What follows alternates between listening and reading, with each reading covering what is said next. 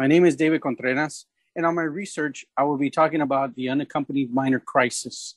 It may be something that may not end anytime soon. It is something that is dear to my heart.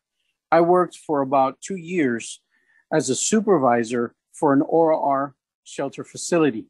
We were able to receive unaccompanied minors, which we called UACs, into our facility to offer them services that they could receive. As a shelter, we would offer several services upon arrival and during their stay. Here are some of those services we would offer. We would offer them a hot meal so that they could eat something upon arrival. And during their stay, they had 3 meals a day, along with their snack. They would also receive medical attention from our medical team, as well as our team of representatives, which were clinicians, caseworkers, youth care workers, and other representatives that would come ready to assist them so that they could be able to be reunified with their sponsor while they were in our facility. They also received a bed that they could sleep on every night. They received 3 sets of new clothes that they could wear. They were also given a phone call every week so that they could call their family members and even their sponsor. We also had time for recreation where they could go outside and play with other UACs and much more. You may ask, what is ORR and what is it all about? Let me explain. Unaccompanied children. On March 1, 2003, the Homeland Security Act of 2002, Section 462, transferred responsibilities for the care and placement of unaccompanied children from the Commissioner of the Immigration and Naturalization Service to the Director of the Office of Refugee Resettlement, OR. Since then, OR has cared for over 409,550 children, incorporating child welfare values as well as the principles and provisions established by the Flores Agreement in 1997, the Trafficking Victims Protection Act of 2000 and its Reauthorization Acts, the William Wilberforce Trafficking Victims Protection Reauthorization Act, TVPRA, of 2005 and 2008. Unaccompanied children apprehended by the Department of Homeland Security, DHS, immigration officials are transferred to the care and custody of OR. OR promptly places an unaccompanied child in the least restrictive setting that is in the best interests of the child, taking into consideration danger to self, danger to the community, and risk of flight. OR takes into consideration the unique nature of each child's situation and incorporates child welfare principles when making placement, clinical, case management, and release decisions that are in the best interest of the child. Through ORR, we're able to receive these unaccompanied minors, or UACs, into these facilities and offer them the services that they need. But I would like to highlight 3 main points on this topic. First of all, can you imagine the dangers they face for weeks just to arrive to the United States, fleeing from so many dangers at home country? On their journey, they encounter severe weather conditions, limited supply of food, as well as assaults, sexual assaults, and much more. I would like for you to hear from these unaccompanied minors what they have experienced on their journey to the United States.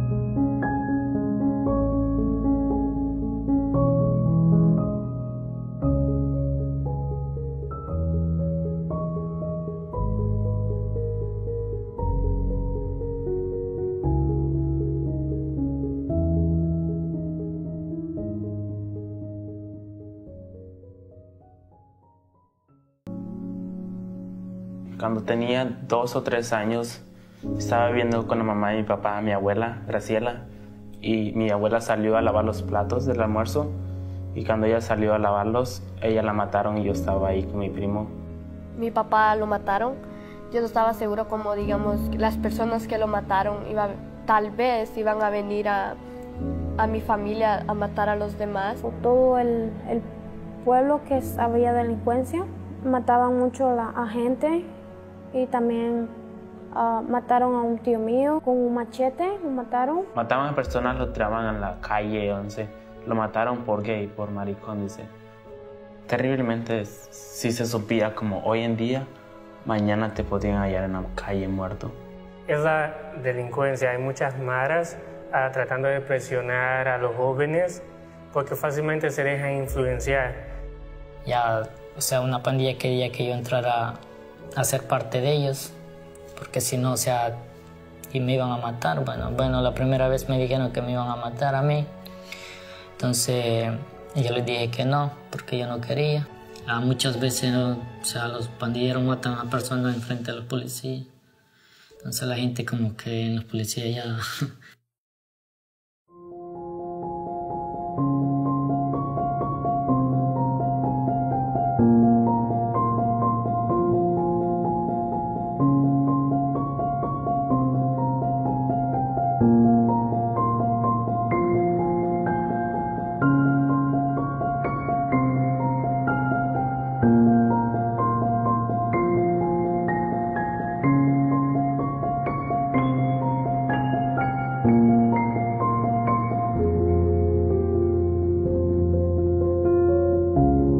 ¿Tenías que tomar la decisión de tirarte o seguir? Eran dos cosas, o quieres vivir o quieres terminar.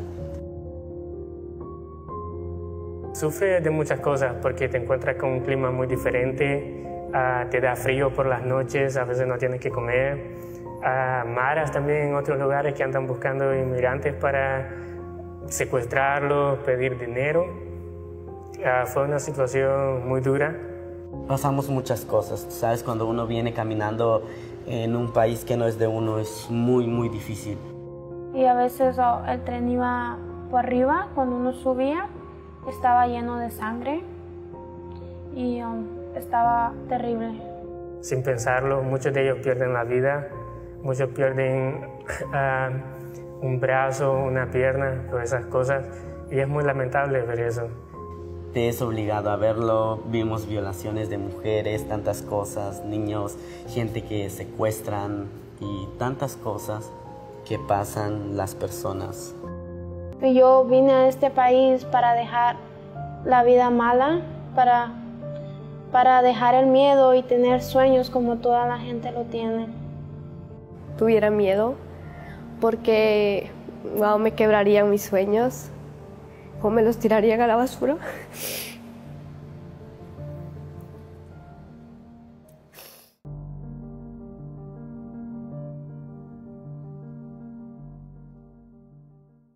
Can you imagine the trauma and experience they've had during their journey to the United States? It is heartbreaking just to hear them. This leads me to my next point. Second, the greatest disappointment they experience is expectations of starting a life of work, desiring immediately to send money back home to their families so that they could live a better life in home country. They become disappointed when they face the realities they didn't foresee. For instance, because they are minors, they must be processed and sent to a shelter to a caseworker, which can work on their case to have their sponsor be approved by the Office of Refugee Resettlement in order to be reunified. This process can take weeks, even up to months. Lastly, being minors, they also need to attend to school and court appointments in order to comply with the terms and conditions required in order to be allowed to stay in the United States. All of this came about because of a court case, Reno versus Flores settlement in 1997. This is what came about. The so-called Flores Agreement dates back to 1997 and stipulates that children generally need to be released after 20 days. Newly proposed rules could extend that time frame in cases where children are in custody with a parent or legal guardian. To understand how the settlement originated and its impact on immigration policies, we turn to Shefali Milcherik Desai, faculty at the University of Arizona James E. Rogers College of Law. Tell me what the Flores Agreement really is. What does this mean? So the Flores Agreement does two things. The first thing it does, it says, is that if there are minors, whether they're accompanied or unaccompanied minors, that go into government custody after they cross the border, then they have to be released without unnecessary delay. That's the language. And by the way, unnecessary delay has been construed by the courts to mean 20 days. Okay. Now, During the time that they are in custody, what the Flores Agreement requires is that they stay in licensed detention facilities, and that these facilities are non-secure. And let me explain what that means briefly. So a licensed facility has to be licensed by a state child welfare agency. And there was a reason for this. It was independent monitoring that was going to ensure the safety and security of these places. Non-secure means that these children would have access to the outside, to educational resources, to public places even like parks. And here's why that part of the agreement is so important. Before the agreement, the conditions that many children were in required daily strip searches, body cavity searches. They were sometimes housed with adults who were non-family members. One of the plaintiffs in the original case actually was a 15-year-old girl who was daily strip searched and was held in a cell with only other adult males. If a mother and her children are here in the United States and they're released by authorities and they have nowhere to go, does the federal government connect them with shelters or services? Well, that's what the case management program does, yes. Okay. They get to live in as normal of a way as possible, but they also, somebody explains to them what their orders mean. And this is very important because I know the government will sometimes cite what they call in absentia numbers, percentages, which means someone didn't show up for their court hearing. Well, first of all, those numbers are misleading because the government only uses initial hearing numbers, not subsequent hearings or final determination hearings. How feasible is it for the federal government to work with the state and create these environments where mom and kids are together? I mean, this can't be very affordable.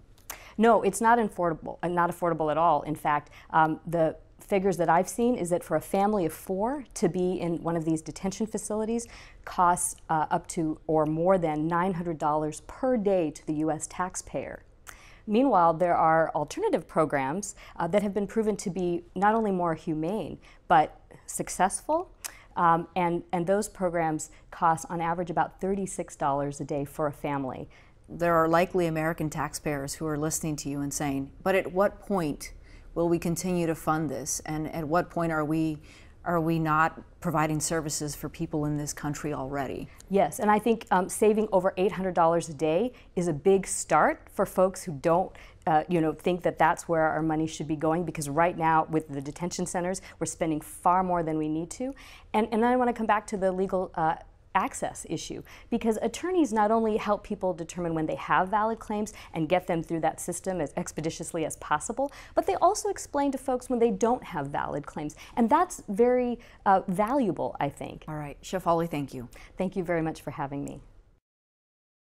We may ask, what can the U.S. government do in terms of policy? I would propose that we could build facilities or our shelters on the Mexican side of the border, knowing that these asylum seekers, while they are in the process of applying for legal entry into the United States, they can have safe facilities that will at least keep them from or minimize the dangers that they face compared to being left alone, unmonitored in these tents with thousands of strangers all around them. These U.S. facilities on the Mexican side of the border could provide 3 major services for these asylum seekers or even unaccompanied minors and their families. First of all, they could be properly vetted for any posing threats to the United States. But most importantly, by vetting, proper information can be collected to notify family back in home country and in the U.S. that the individual or individuals is safe and is in excellent custody.